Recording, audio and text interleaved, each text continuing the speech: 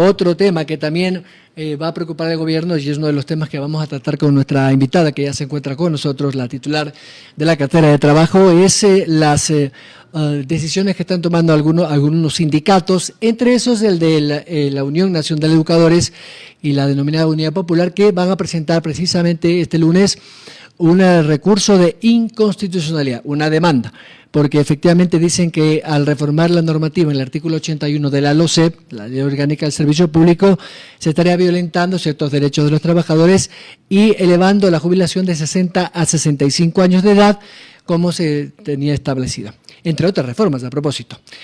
Está con nosotros, como hemos anunciado ya, la titular de la cartera de trabajo. Ministra Ivonne Núñez, gracias por acompañarnos. Bienvenida. ¿Cómo está usted?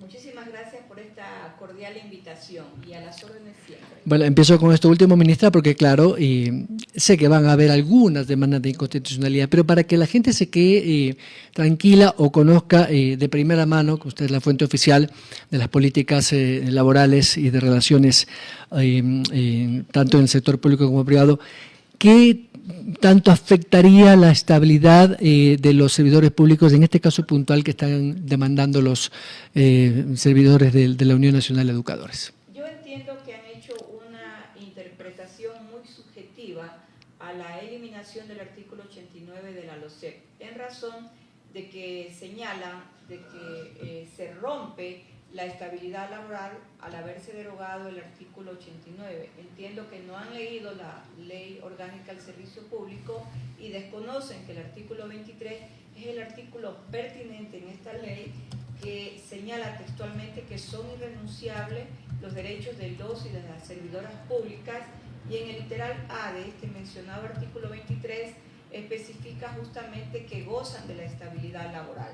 El artículo derogado en este conjunto de normas que se encuentran ya publicadas en el registro oficial hace mención a los sumarios administrativos que evidentemente se encuentran en un conjunto de varios artículos de la LOCEP cuando se aperturan contra un servidor o contra una servidora pública, lo que indudablemente conlleva a la destitución posterior, siempre respetando el debido proceso. Por tanto, lo que se trata es una campaña más a la que siempre hemos estado acostumbrados en el Ecuador cuando se emiten disposiciones normativas. Será la Corte Constitucional la que en primera instancia decida, mediante el Tribunal de Admisión, si cumplen con los requisitos establecidos en la Ley Orgánica de Garantías Jurisdiccionales y Control Constitucional y pasan la primera fase, que es la fase de admisión. Si eso llegara a suceder, siempre en la fase de admisión lo que se ve, lo que se analiza es un formato que se encuentra justamente en esta ley que acabo de mencionar. Y posteriormente, si consideran pertinente, pues harán la audiencia pública. Caso contrario, el juez ponente realizará la ponencia pertinente siempre y cuando admita, para que el Pleno de la Corte Constitucional resuelva en voto de todo el conjunto de jueces que integran el Pleno de la Corte Constitucional. Otra de las reformas que tiene esta ley de integridad pública, ministra, es esta evaluación de excelencia de los funcionarios públicos, que ya se había hablado, pero que ha sido incluida en este nuevo paquete de reformas. Y ahí surgen también algunos cuestionamientos.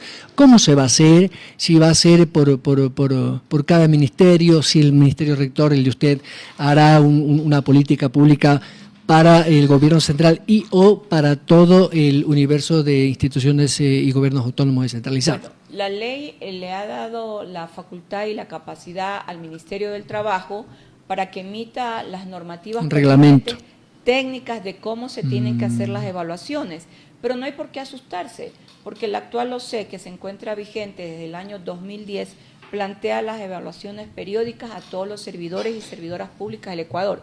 Sin embargo, se ha incumplido con esta normativa. La novedad en la reforma es que ya no se va a hacer la evaluación cada año, sino que se la va a realizar en el periodo de los 12 meses 2 veces, es decir, se la va a hacer de manera semestral. Pero las mismas reformas que se han incorporado ahora a la LOCEP plantean cuáles son las vías administrativas para que un servidor o servidora pública sea desvinculado. Así que no hay que temer, porque el sector público sí tiene que demostrarle al Estado ecuatoriano y a todos los ciudadanos que que goza de eficiencia administrativa. Yo suelo decir que uno cuando acude al sector público, nosotros no tenemos por qué ser mendigos de nuestros derechos, que la atención tiene que ser oportuna, tiene que ser ágil y sobre todo tiene que ser cordial. Y yo creo que de esto se ha venido careciendo los últimos años en el sector público. ¿Va a haber alguna calificación, digamos, o la metodología? Me voy a adelantar un poquito, ministra, que diga, de acuerdo a estos parámetros o estos índices, el que no cumpla puede perder su trabajo, y no como ahora que dicen que es muy difícil que un funcionario de carrera pueda ser desvinculado porque la ley le protege, dicen algunos, en demasía. Mire, de lo que va el año 2025, 26 servidores del sector público han sido desvinculados y la mayoría de las desvinculaciones, 16 desvinculaciones, se dan por falta al puesto de trabajo. 16 desvinculaciones. Esto significa que ni siquiera valoran el puesto de trabajo del que gozan, el derecho del trabajo del que gozan. Simplemente dejan de asistir al puesto de trabajo y evidentemente se tiene que aperturar el sumario administrativo. Este número no es un número cualquiera, es un número muy significante y a mí siempre me ha llamado la atención por qué dejan de no acudir al puesto de trabajo. Hay otras razones por las cuales también se desvincula a un servidor público, de tal manera que, tal como está establecido en las reformas, todos van a conocer cuáles son las reglas del juego en el proceso de calificación y las determinaciones ya conceptuales, entre estas la más compleja, que es la insuficiencia. Pero todo servidor público conoce en la actualidad cuál es la calificación. Ahora la modificación es que esta evaluación se hará cada 6 meses, hecho que en el Ecuador no se venía realizando desde hace muchísimo tiempo atrás. Las directrices técnicas que emite el Ministerio del Trabajo servirán para que cada una de las instituciones que conforman el sector público proceda a realizar la evaluación. No es que el Ministerio del Trabajo va a evaluar a todos los servidores públicos. Nosotros evaluamos a nivel del Ministerio a los servidores que elaboran dentro del Ministerio del Trabajo. Cada cartera de Estado tendrá su propia evaluación, metodología y tiempo, pero las normas técnicas sí le compete al Ministerio del Trabajo aperturarlas y entregarlas y darlas a conocer a la ciudadanía. Este conjunto de leyes señala que el Ministerio de Trabajo tiene que entregar en 45 días la normativa. Nosotros la haremos antes de los 45 días. Y esto incluye las empresas públicas, porque hemos visto con asombro, por no decir con indignación, un bodeguero en Petroecuador que ganaba casi como un ministro, o estas desproporciones que tienen algunos sindicatos de las empresas públicas, llámese SELEC, Pacific, CNT, en fin. Digo esto porque, claro, por ahí también podría evaluarse efectivamente a quienes están sobrecalificados económicamente, cuando en su capacidad de gestión en el cargo en el que están no tiene nada que ver con lo que están ganando, ¿no? Mire, cada institución del sector público debe gozar de una normativa que se conoce como estatuto. Este estatuto contiene el organigrama y los valores que por concepto de remuneración cada persona que ingresa, sea por concurso público de merecimiento y oposición o directamente a través de un contrato ocasional, debe cumplir con requisitos de acuerdo al puesto de trabajo que va a desempeñar. Evidentemente, este caso al que usted hace mención no ha sido ni tampoco es el único caso que se encuentra en el sector público. En relación a la contratación colectiva, en el sector público se siguen suscribiendo contratos colectivos, solo que ahora hay una marca que diferencia la contratación colectiva y que fue puesta en conocimiento al país en el año 2024. No se venía cumpliendo con los mandatos constituyentes 2, 4 y 8, con los decretos presidenciales 1701 del 225. Y lo más importante, no cumplían incluso con el dictamen previo que garantice el valor económico que una contratación colectiva demanda. Entonces, incumplían con la Ley de Finanzas Públicas.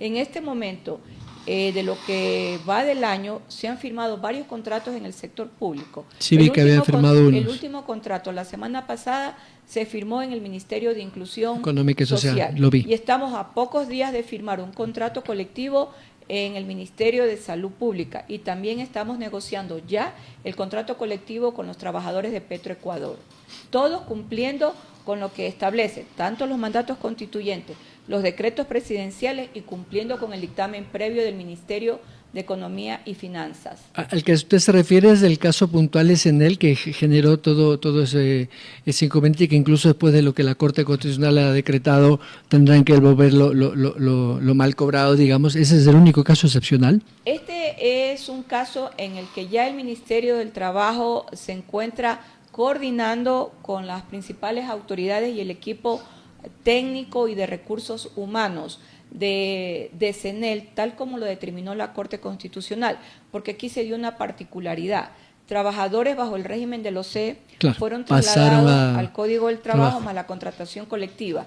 Como están anclados aquí al Ministerio de Trabajo, de acuerdo a la ley, le toca ahora hacer el traslado a la LOCEP y tenemos que hacer la verificación de todos y cada uno de los trabajadores que fueron parte de estas decisiones judiciales en materia constitucional conocidas como acción de protección.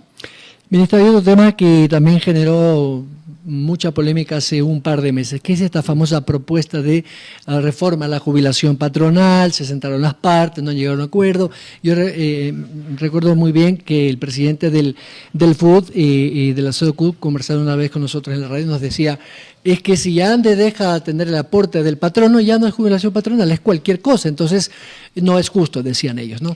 Entiendo que ustedes han dado un plazo para que estas mesas técnicas todavía se reúnan hasta finales de julio y en agosto ya tener una propuesta unificada entre las partes. A mí me gustaría que las personas cuando denominan de manera muy subjetiva cómo se llama o se ha conceptualizado un artículo, entiendan que la denominación o el concepto de un artículo es la denominación literal, que lo más importante que contiene el artículo es el desarrollo normativo.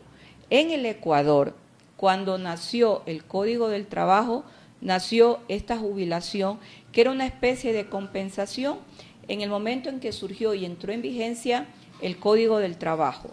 Sin embargo, después de más de 60 años, ¿cuál ha sido el resultado de esta jubilación conocida como jubilación patronal? Que solo de cada 100 trabajadores, 4 gozan de la jubilación patronal. ¿De qué se han quejado el sector de los trabajadores? Que son desvinculados antes de cumplir 18 y 19 años. Claro. ¿A fin de qué? De no gozar de esta jubilación denominada jubilación patronal en el momento que cumplen 25 años. ¿Por qué? Porque en efecto, ¿de qué se ha tratado esta jubilación que difiere sustancialmente de la jubilación que otorga y a la que todos tenemos acceso en su momento, otorga el Instituto Ecuatoriano de Seguridad Social? Que el empleador sigue consignando una mensualidad que es producto de un cálculo. Este cálculo sale de la sumatoria de las 60 últimas remuneraciones con un cálculo especial y ahí sale una mensualidad que puede ser de $300, de $400, depende de los valores recibidos por concepto remunerativo los últimos 5 años. La base siempre será el 50% del salario básico unificado. Muy bien, ¿qué es lo que ha sucedido con el paso de los años? Que se ha incumplido con la normativa, porque en efecto, ¿qué es lo que señalan los empleadores? Los empleadores señalan que solo ellos tienen la carga del pago de esta jubilación. Es la Corte Suprema de Justicia del Ecuador que durante muchísimos años fue adaptando el concepto literal de esta disposición que está en el artículo 216 para resolver un problema y terminaron decidiendo que en el Ecuador habían 2 tipos de jubilaciones. Pero lo más grave es que para no poder dar la prosperidad del pago de esta jubilación por parte de los empleadores, nos encontramos que con las desvinculaciones, las personas que pierden sus puestos de trabajo son personas que pasan u oscilan los 45 y 50 años de edad. Entonces, el Consejo Nacional de Trabajo y Salarios decidió de manera unánime tratar este tema, ver la posibilidad de continuar con la relación laboral y si esta jubilación ha constituido un obstáculo, ver de qué manera podemos subsanar un problema que arrastramos desde hace más de 60 años y que nunca antes aquí en el Ecuador se había decidido tratarla. Ministra, desde la legislatura anterior se habían aprobado 2 o 3 reformas, eso de, entre comillas, obligar a que las empresas contraten a mayores de 50 años, en los cuales me incluyo, pero como que fuera obligatorio, ¿no? Sí, usted sabe que el tema laboral depende de la necesidad del mercado. No es que tienes que contratar porque tienes que contratar. Más allá que hay distorsiones. Ahora todo el mundo ya no lo contrata uno, sino que se factura, honorario profesional. Pero también está esta ley de deficiencia económica que tenía también como incentivo la generación de empleo joven. Entonces, no sé si desde el ministerio, entiendo que usted lo está trabajando con el presidente, una gran reforma o una gran ley que incluya todo, ¿no? Y por fin, no sé si se pueda, porque ustedes creo que tienen la posibilidad de la mayoría en el Parlamento, o una consulta popular cuando vayamos a referéndum para los demás temas que vamos a tratar, volver a incluir el tema ese del trabajo por horas, que el año pasado lamentablemente la gente votó no, que me parece a mí, con todo respeto para el sindicalismo, que permite que más personas podamos estar en la actividad económica de manera formal, sin esta precarización como si existe hoy día. Mire, hay un concepto errado en materia laboral en la Constitución de la República, así como tiene conceptos errados en varias disposiciones constitucionales. Por eso es que la Constitución ya ha tenido varias enmiendas y la Corte Constitucional ha interpretado de manera correcta los artículos de esta Constitución del año 2008. Y en efecto, señala que el contrato por horas es precariedad laboral. Este es un concepto errado, porque en el Ecuador sí existe contratos por hora. Se denomina contrato a tiempo parcial y está en el artículo 82. ¿Qué es la precariedad laboral de manera conceptual? La precariedad laboral es cuando no se goza de todos los beneficios y las garantías laborales que todo trabajador debe gozar. Y una de las principales garantías es tener afiliación al Seguro Social y contar con un salario básico unificado. Muy bien, cuando tenemos afiliación al seguro y tenemos el salario básico unificado como salario base, entonces estamos hablando del empleo adecuado, que es un concepto que se utiliza para hablar del trabajo que cumple con las normativas legales. Yo suelo decir que aquí en el Ecuador nosotros tenemos derechos muy ecuatorianos. Nosotros tenemos pago de 13º y 14º. Ningún país del mundo paga 13º ni tampoco 14º. Sin embargo, es el mundo laboral el que va adecuando las modalidades laborales. Y me voy a referir a un ejemplo clásico. Nosotros en el año 2020, todo el Ecuador conoció una modalidad de trabajo, el teletrabajo. Y cuando algunos abogados iniciamos la reforma al Código Laboral para incluir el teletrabajo, nos dijeron que éramos unos vagos y ociosos. Entonces nosotros les decíamos, no es que somos vagos ni ociosos, sino que el teletrabajo es parte también de las normativas de la Organización Internacional del Trabajo. Con este ejemplo, que es un ejemplo muy clásico que yo suelo siempre citar y que el Ecuador lo conoce y que yo creo que todo el mundo quisiera tener el teletrabajo, entonces es fácil entender las herramientas laborales que se incorporan en el mundo moderno. Las modalidades de trabajo se siguen adaptando. Hay una modalidad de trabajo que implica laborar, por ejemplo, 4 o 2 horas diarias, que es el caso de los motonetas. Claro, todavía no hemos regulado su relación laboral, pero ahí hay un ejemplo clásico y yo no creo que a nadie se le ocurra decir, oiga señor, no vaya a trabajar las 2 o 3 horas diarias que usted ocupa de su tiempo o no trabaje el fin de semana como motoneta. Entonces, para hablar de las modalidades de trabajo hay que entender la evolución de las relaciones laborales. Hay un artículo del Código del Trabajo que es el artículo 8. Este artículo 8 señala los elementos de la relación laboral, los elementos clásicos. Ya estos elementos han cambiado desde hace muchísimos años. El elemento del lugar físico, el elemento de la hora y de la remuneración, al igual que el elemento de recibir las órdenes. Todo esto va cambiando. ¿Por qué? Porque el mundo moderno, incluso hasta la inteligencia artificial está trabajando ahora. Porque este mundo moderno de la relación laboral nos implica adaptarnos a las nuevas modalidades que el mundo laboral nos entrega.